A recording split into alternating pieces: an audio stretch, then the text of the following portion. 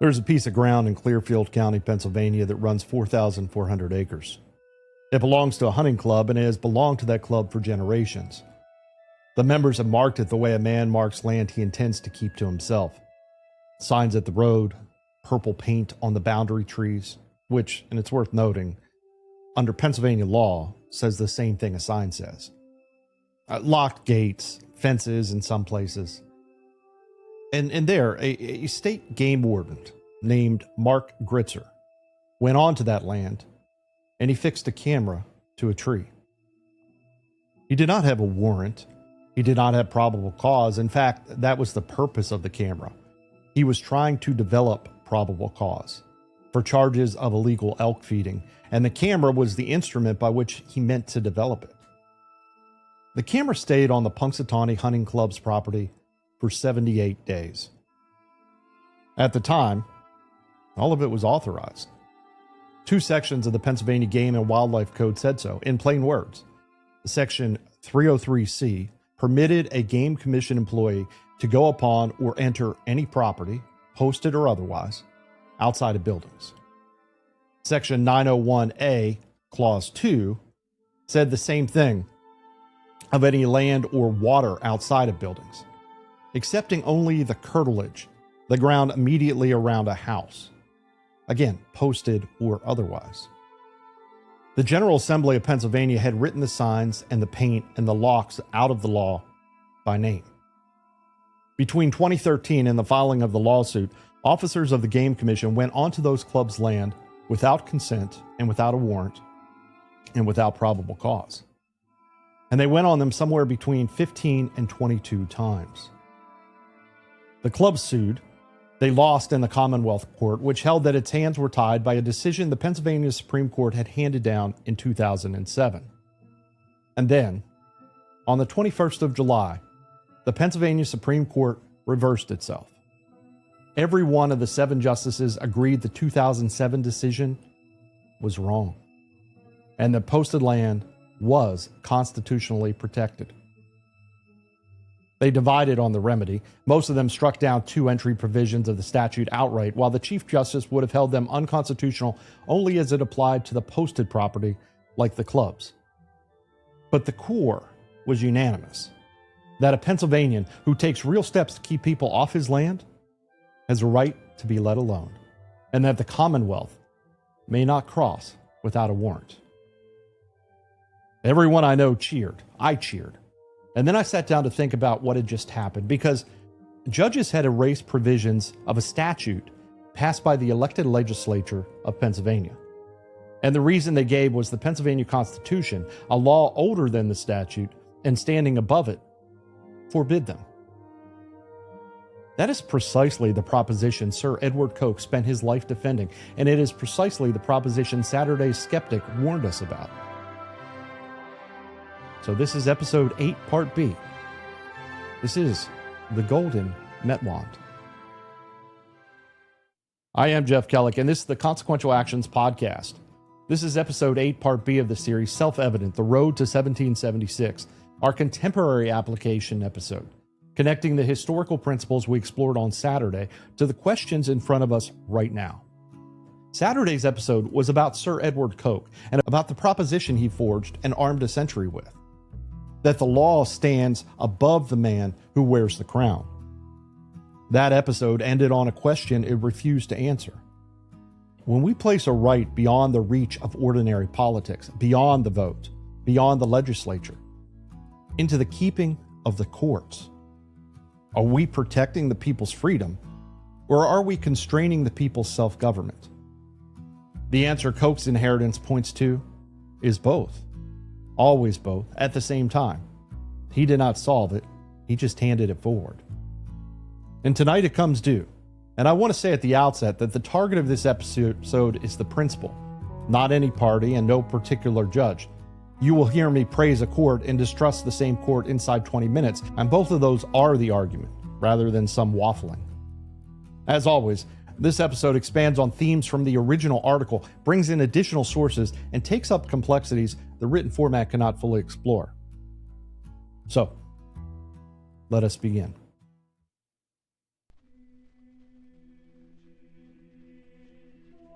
Let us start today with what Koch actually claimed, because the whole episode depends on getting it exact. He claimed that there exists a body of law that the king did not make and cannot unmake at his pleasure, and that binds the man wearing the crown as surely as it binds the plowman. The king has no prerogative but that which the law of the land allows him. That is the sentence at the head of Saturday's article, and it is one of the most consequential sentences in the history of Anglo-American liberty. Now notice the difficulty sitting inside it, because Koch noticed it too, and so did everyone who ever argued with him. A law above the ruler does not enforce itself. It has no voice. It does not step out of a book and stop a warden at a fence line.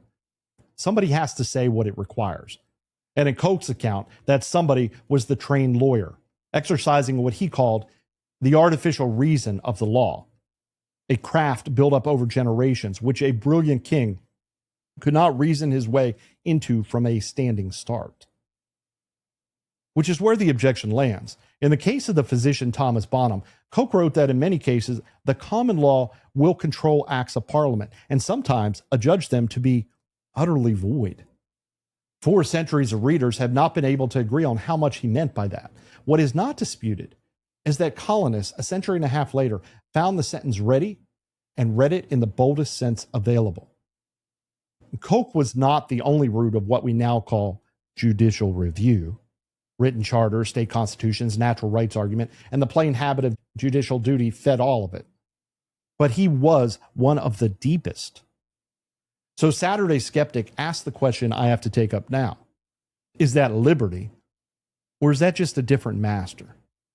Koch set the law above the king, but did he also set the interpreters of the law above the king? The judges, the lawyers, the legal caste?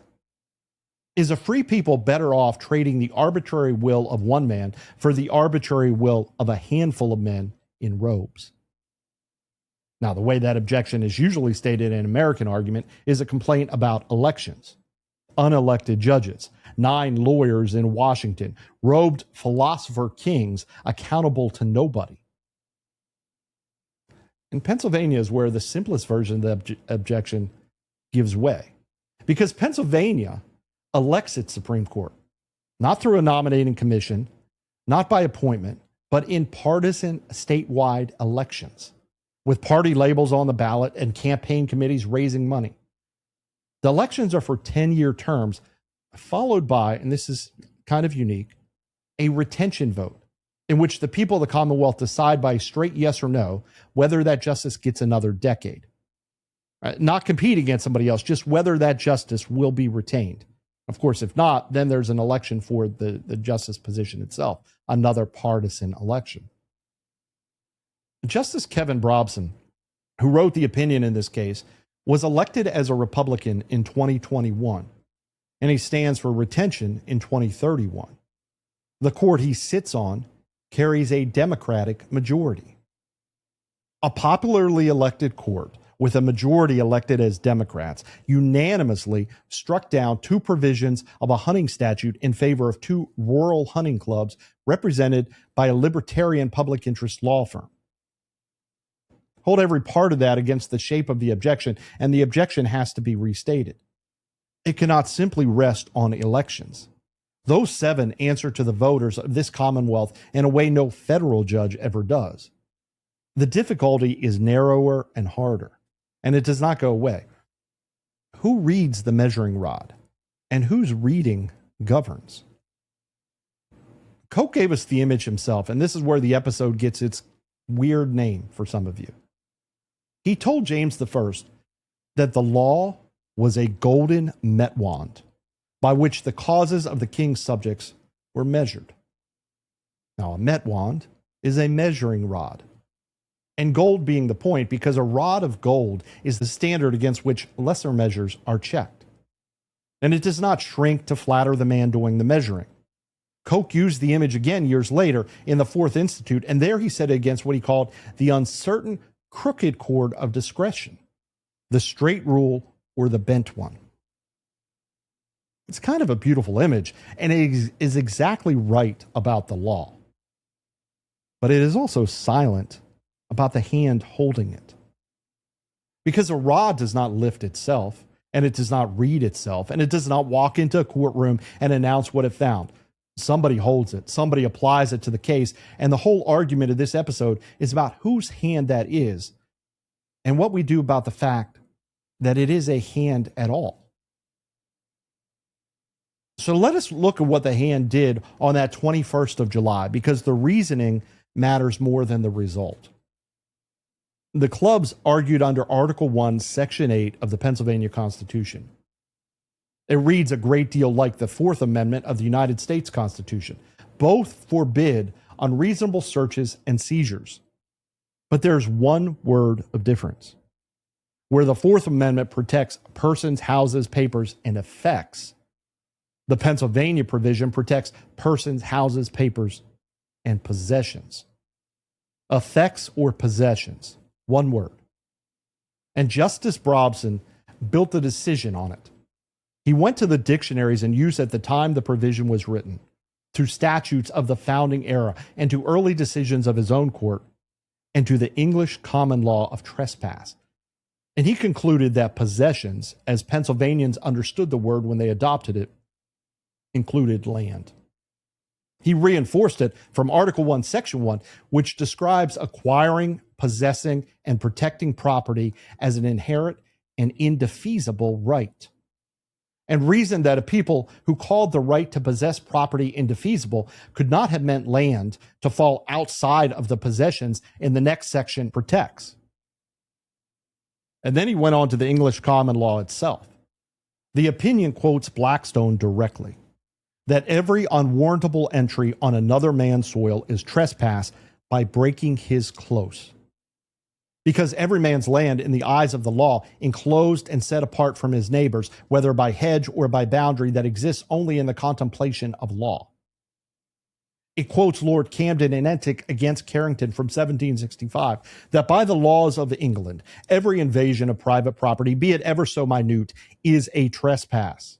And no man can set his foot upon my ground without my license. Now, the court was working on a modern Pennsylvania framework, not a 17th century one. Its four-factor test comes from a 1991 decision called Edmonds.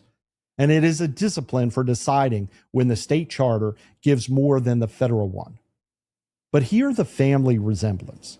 Old dictionaries, founding era statutes, early decisions of the court, Blackstone on trespass. Reaching back past the current understanding to what the words meant to the people who adopted them and holding the government to that. Coke would have recognized that immediately. And here's where this gets genuinely interesting, because what the court was reaching back past. The doctrines the clubs were fighting is called the Open Fields Doctrine. And it says that the constitutional protection against unreasonable searches simply does not extend to land beyond the curtilage. It simply does not. It came from a 1924 case in the Supreme Court of the United States, Hester versus the United States. Some of you in the Empire Liberty series may recall that name. We talked about it a little bit then. And it was arising out of a warrantless search that convicted a South Carolina moonshiner. Justice Oliver Wendell Holmes wrote it for a unanimous court, and he disposed the whole of the question in a sentence. The special protection accorded by the Fourth Amendment, he wrote, is not extended to the open fields. And then in justification, the distinction between the latter and the house is as old as the common law. As old as the common law? But that citation does not hold up. Attorneys at the Institute for Justice showed, in a brief filed with the Supreme Court in 2017, in a case called Collins against Virginia, that the pages of Blackstone underlying Hester concern the elements of burglary, not any general rule licensing officers to walk on a man's field. Whatever else might be said for the doctrine, the specific pedigree Holmes claimed for it was not in the source he pointed to. He asserted it in a sentence. A unanimous court took his word, and American law took his word for a century. And notice which side of this argument Blackstone was actually on. The Pennsylvania court quoted him too, for the proposition that entering another man's land at all is a trespass. Sit with the symmetry of that, because it is the whole reason this case belongs in a series about Sir Edward Coke. Saturday, we spent a considerable amount of time establishing that Coke's ancient constitution was, as its literal historical claims, largely false. And it did enormous good anyway. Bad history in the service of liberty. Well, here's the same instrument running in the opposite direction. Bad history in the service of power. Holmes reached for the authority of the English common law, cited the wrong part of it, and helped deny American federal constitutional protection on their own ground for a century. And a Pennsylvania court has now declined to follow him under its own charter, after doing the history that Hester's two sentences never did. The story does not stop in 1924. In fact, in 1984, in Oliver versus the United States, the Supreme Court reaffirmed the doctrine and pushed it further. The landowners in that case had put up fences and posted no trespassing signs.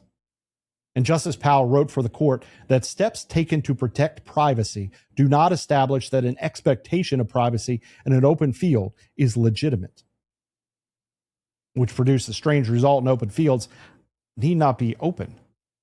Fenced, gated, posted, painted, the label held anyway.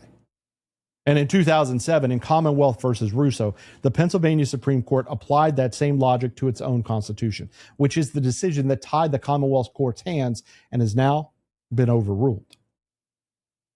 But mark one thing about the Russo case, because it matters a little bit later. It was not unanimous.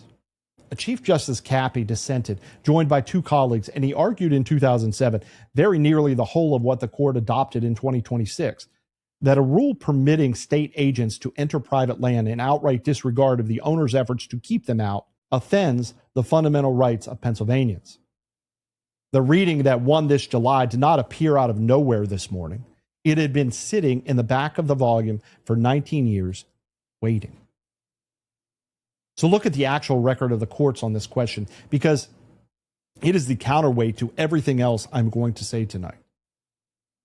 Hester in 1924, Oliver in 1984, Russo in 2007. 3 courts in a row over 83 years presented with the argument the hunting clubs made, and 3 courts in a row that sided with the government. The line did not hold for a century. It broke and stayed broken, and the machinery that finally repaired it is the identical machinery that broke it. And judicial power is not a liberty machine. It is a lever. It moves whichever way the hand pushes, and for most of the 20th century, that hand pushed the other way. Pennsylvania is now the 8th state to reject the open fields doctrine under its own constitution. Mississippi, Tennessee, and Vermont got there in part through the same word Pennsylvania termed on. Their charters protect possessions. Washington, Oregon, New York, and Montana got there through their own heightened privacy protections, which is worth marking for a different reason. Every one of those is a state constitution doing work the federal constitution has been read as declining to do.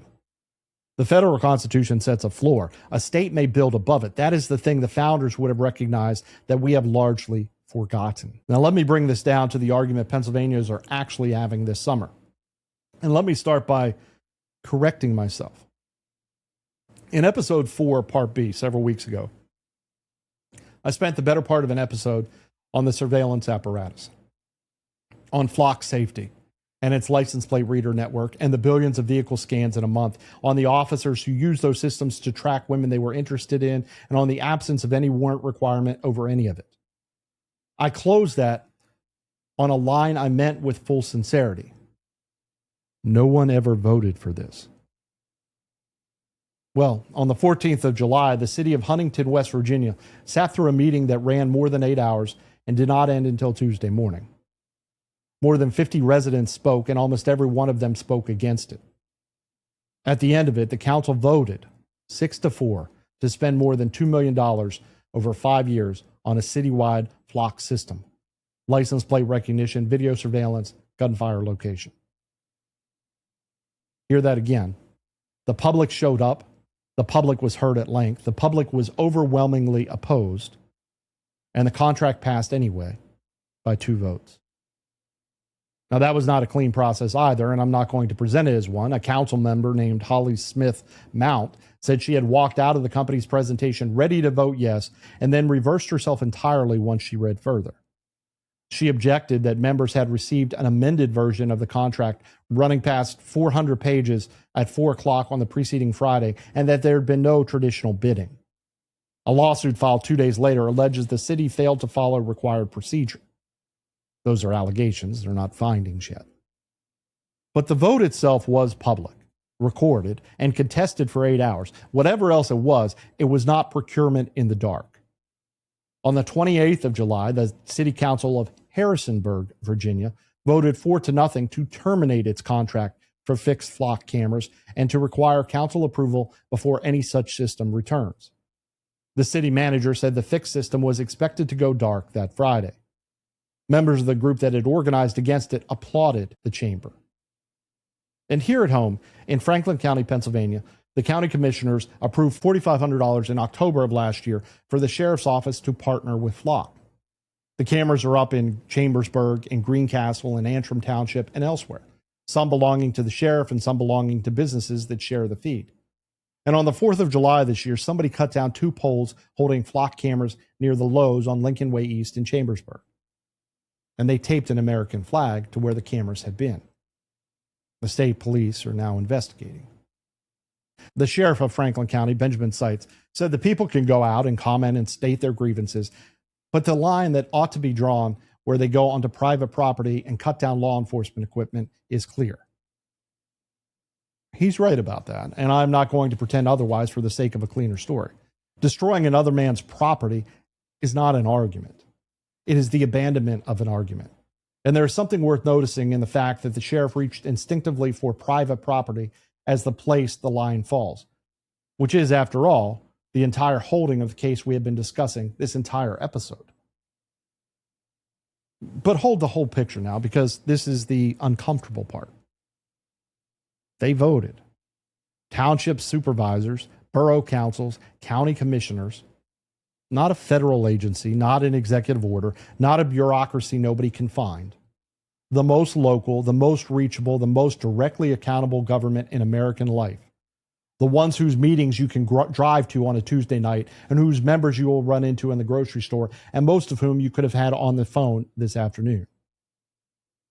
They voted, and their surveillance won in Huntington and lost in Harrisonburg, and it's up in Franklin County. So if my objection was that nobody voted for this, then Huntington answers my objection.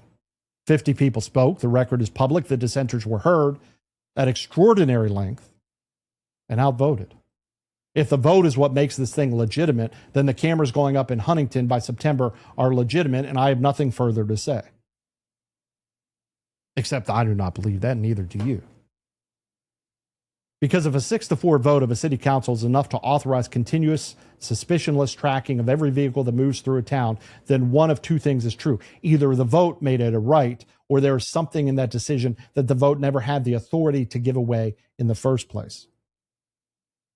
The second possibility is Koch's proposition, not a technicality about search doctrine. The whole of it.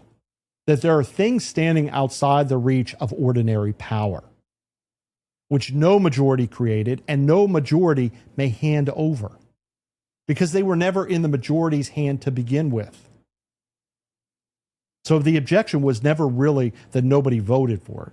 That was the smaller and easier thing for me to say, and I said it. But the larger thing, the thing I actually believe, is that some powers are not the votes to give. And the moment I say that out loud, I have signed Koch's argument, and I have to live with everything that comes attached to it.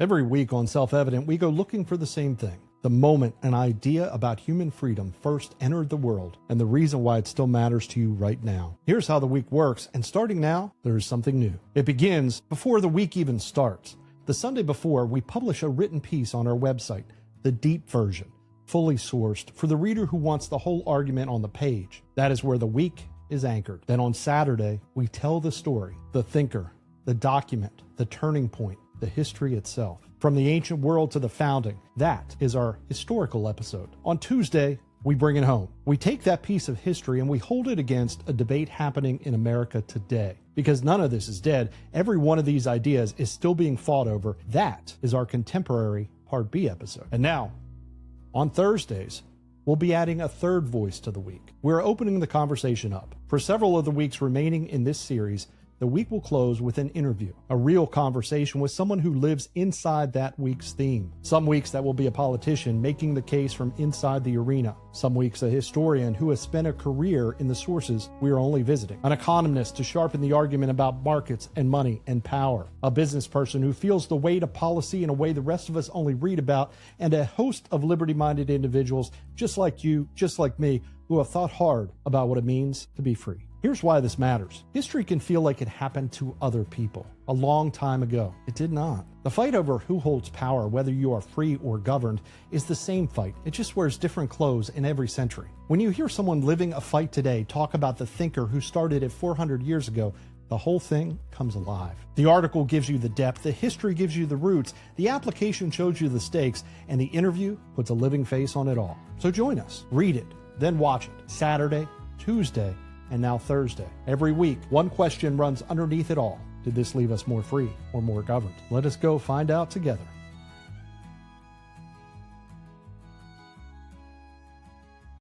The failures of my arguments get named at full strength without softening. So let me do that here in 3 parts. The first is about me. I cheered on the 21st of July. I would not have cheered if the same 7 justices, using the same method, reaching back through the same old dictionaries, had struck down a statute I liked. I would have said they exceeded their office. I know I would have, because I have said it before in other courts in other years. That is not a principle. That is a preference. The second is about the victory itself, which was smaller than the celebration. The court struck sections 303C and 901A Clause 2. It declined to invalidate a separate provision governing administrative inspections. The rule now is that officers must obtain a warrant supported by probable cause or fit within one of the recognized exceptions to that warrant requirement. And those exceptions are a body of law with a long and elastic history. This was a real gain and a partial one. Announcing a total victory of the day after a partial one is how movements lose the next round. And the third is about the machine that delivered it, which is Koch's problem in modern verbiage. The Institute for Justice won this case, and I'm glad they did, and they are among the most effective allies liberty has in the American courtroom. But look at what it has to be true for that to work. A small number of highly trained specialists, funded by donors, choosing which rights to vindicate and in which order, arguing in a forum that ordinary people cannot enter without them. That is not a criticism of the lawyers. It is a description of the machinery. Koch said the law was an artificial reason gotten by long study, which no man's natural reason could reach on its own. And he was describing a real craft, and he was also describing a profession with a monopoly on the measuring rod. The Wardens were walking onto that land from 2013. The decision came in 2026. 13 years waiting for the right plaintiffs and the right counsel and the right court. And every one of those 13 years, the Pennsylvania General Assembly of Pennsylvania could have repealed Section 303C with a bill and a signature. 253 legislators, any session, any year, they did not. Nobody made them, including us. So before we celebrate the court too warmly, notice what the court's action says about the legislature's inaction and about the rest of us, who never made a repeal a standard political priority. The court did our work, and that is not entirely a compliment to the court. And now 2 objections, and each deserves its full weight. The first objection goes to the whole argument. You are describing rule by judges, the skeptic says, and you are calling it liberty. A handful of judges erased the considered judgment of a legislature of 253 elected members and a judgment that had stood on the books for the better part of 4 decades. And your defense of it is that a higher law required it? For 83 years, the same higher law was read to permit precisely what it now forbids. You have not identified a fixed standard above politics. You have identified a standard that changes when the composition of the court changes, which is politics with a longer term of office and nicer robes. and you like this result.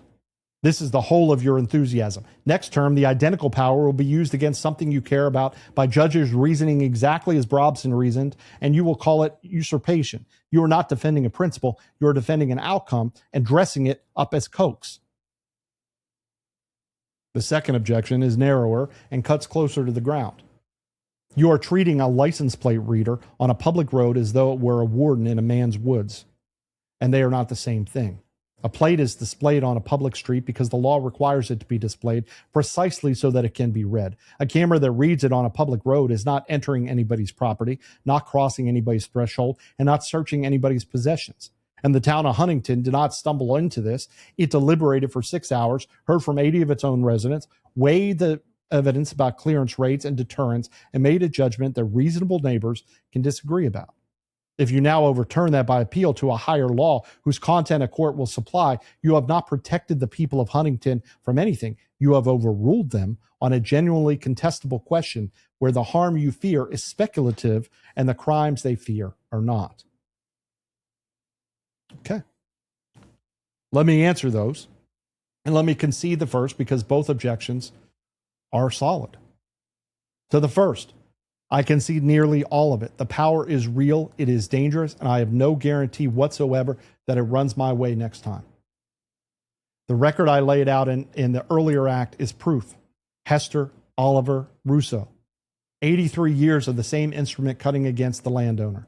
Anyone who tells you the courts are a reliable friend of liberty has not read the last century. Two things, though. The first is that the objection cannot rest on accountability because these justices stood for statewide election in this Commonwealth and remain subject to a retention vote. The second is that the reading did not appear on the 21st day of July. Chief Justice Cappy set it out in dissent in 2007, and two of his colleagues joined him. The argument lost by a margin and then waited. That is not a court inventing a higher law on a Tuesday. That is a court finally being persuaded by an argument that had been in front of it for 19 years.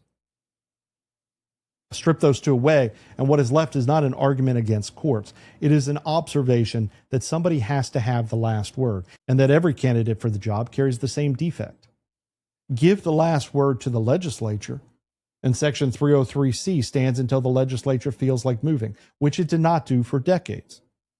Give it to the executive, and you have James the First, and we spent Saturday on how that goes. Coke did not solve this, and I am not going to solve this in a 30-minute podcast either. What I will say is that a people with no higher law at all has no ground to stand on when the vote comes out wrong. And the vote comes out wrong. To the second objection, I concede more than the skeptic may expect. The distinction is real. A camera reading a plate on a public highway is not a warden with a trail camera, in your words, and I am not going to collapse the two to make my argument any easier. Nor will I sneer at 6 hours of public meeting. 80 people spoke in Huntington. That is more civic seriousness than most American towns manage in a decade, and the people who showed up on both sides earned respect, certainly earned my respect. Here's where it does not resolve. Harrisonburg proves a vote can be reversed.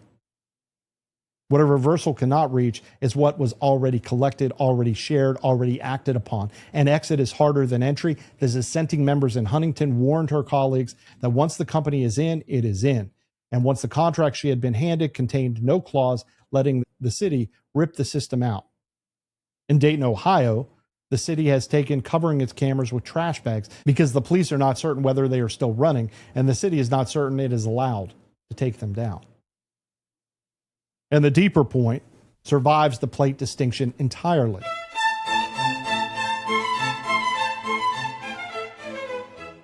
Let us now apply the liberty test. The question of whether a thing leaves people more free or more governed, work through delegation logic this series keeps returning to. The recognition that a government is a group of people, that fancy hats and larger mobs confer no real moral powers, and that a group can only ever wield authority its members actually had to give in the first place. Two questions then. First, could you do this? Not the government. Could you walk into your neighbor's posted land, fix a camera on one of his trees, and leave it there for 78 days while you tried to find something to accuse him of? You could not. You would have no right to be there at all, and he would have every remedy the law of trespass gives a man. The test does its work cleanly on that one. The camera at the end of the road is harder. And I want to be exact rather than convenient. A plate is displayed in public because the law requires it to be displayed. You may look at one, you may photograph one, businesses run cameras that capture thousands. Reading a plate on a public road is not a power that belongs to the state alone, and I'm not going to claim it is. The problem starts where the single observation stops. One glance is nothing. A permanent, searchable network record of where every vehicle in a county went and where and retained and queried on demand, shared across jurisdictions and standing behind the power to arrest, that is a different object entirely. It is not a bigger glance. It is a dossier. And no one in that bureau hall walked in owning the power to build one. Which brings the second question. Can a group hand over a power that not one of its members possessed on the way into that room? It cannot. And adding a gavel and a roll call of 6-4 does not manufacture an authority out of nothing. It only spreads the responsibility thin enough that no single person has to feel the weight of it. Now, the status of that principle is not a holding of any court. It is a moral premise. The one this series has argued since the first episode, that a government is a group of people and that fancy hats and larger mobs confer no powers the people did not have to give. You are free to reject it, but if you hold it, then the questions worth fighting over in Huntington and Franklin County are the concrete ones. What is retained? For how long? Who may query it? For what purpose? With what showing? And who answers when it is abused? That is the floor. And the floor holds. But this episode has been about the ceiling, and here the test gives less than I would like. Because the moment you say there are powers no majority may delegate, you have said Coke sentence. You have accepted a law above the vote. And having accepted it, you accept that someone will be reading it, and that reading will sometimes go against you. There are remedies, amendment, a later court, a legislature working within the judgment, a retention vote. They are slow, and they are not nothing, and none of them gives you the last word on the day the ruling comes down. The Metwand is gold. It measures true, and it is held in human hands. Coke knew both halves of that, and he gave us the first half and left us the second. So, did it leave Pennsylvanians more free or more governed? More free. 2 provisions gone from the statute, a warrant required, and 100 years of doctrine built on a misread page of Blackstone finally cleared out of one state's law. That is a plain gain, and I am not going to qualify it into nothing. But the instrument that delivered it is the same instrument that upheld Hester and Oliver and Russo. It is not a friend, it is a tool. It is only ever as good as the hand that holds it. And the surest way to keep a warden off your land is still to make it so that the legislature would dare not put him there.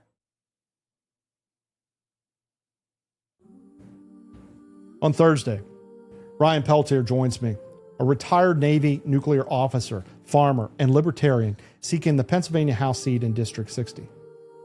Open fields is his ground, and I mean that as literally as it can be meant.